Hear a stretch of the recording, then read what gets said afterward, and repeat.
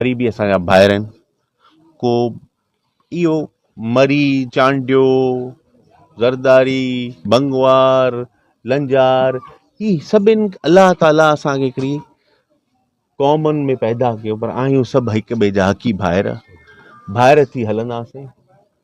जंहिं घर कयो आहे ज़ाहिर आहे उन घर सां दुश्मनी आहे, ॿिए कंहिं मरी सां असांजी दुश्मनी का बि कान्हे। उहे सभु असांजा भाइर आहिनि। अच्छा सर, न ई मां चाहियां थो को क़बाइलाई जहिड़ो थे, क़बाइलाई जहिड़े जे ख़िलाफ़ आहियां, पर असांखे हुन तरफ़ धिकियो न वञे, असांखे हुन तरफ़ धिकियो न वञे। महिरबानी करे जॾहिं पाण चओ था त भंगवारनि जा घर ढहनि था, कल्ह MNA साहब जे मुंशी मारिजी वियो आहे त उन जे लाइ घर ढहंदा, चांडियुनि लाइ बि ढहनि खपनि। असां अमुन परस्त आहियूं। चांडिया, मां पंहिंजी बख़सूस पंहिंजी क़ौम जी ॻाल्हि कंदुसि। मुंहिंजी क़ौम घोटकी खां न पर साउथ पंजाब खां विझे ठठे जे हुन कुर्च ताईं वेठी आहे। हिकिड़ो क़बाइलाई सर जहिड़ो तव्हां ॿुधायो चांडियनि जो हलंदड़ो हुजे। असीं क़बाइलाई जहिड़े जे ख़िलाफ़ ज़ाहिर आहे ॾुख पहुतो आहे, इंतिहाई अफ़सोस थियो आहे।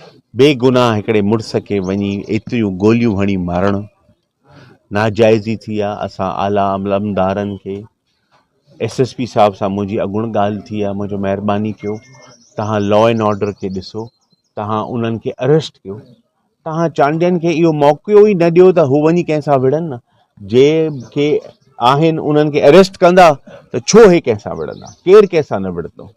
असांजो इहो ई आहे त कानून कमज़ोर आहे या जॾहिं पाण चओ था त भंगवारनि जा घर ढहनि था, कल्ह MNA साहब जे मुंशी मारिजी वियो आहे त उन जे लाइ घर ढहंदा, चांडियुनि लाइ बि ढहनि खपनि। मां हिकिड़ो अर्ज़ु करे वञा, इहो तव्हां लोकली हितां जे MPA साहबनि खां पुछो या MNA साहब उन वधीक बहितर जवाबु ॾींदा। मां पंहिंजे क़ौम सां गॾु आहियां, मां पंहिंजे क़ौम सां पट ते बि गॾु आहियां, अर्श ते बि गॾु आहियां, जबल में बि गॾु आहियां, जंग में बि गॾु आहियां, जहिड़े में बि गॾु आहियां, पर मां जहिड़ो नथो चाहियां। ऐं मां हितां जे पुलिस खे बि चवां थो, हितां जे MPA MNA साहबान खे बि चवां थो, जॾहिं हिकिड़े भंगवार साहबनि जो जहिड़ो थिए थो त घर ढहनि था, त पोइ चांडे जे लाइ बि ढहण खपनि, जे तव्हां हिन इलाइक़े में अमन चाहियो।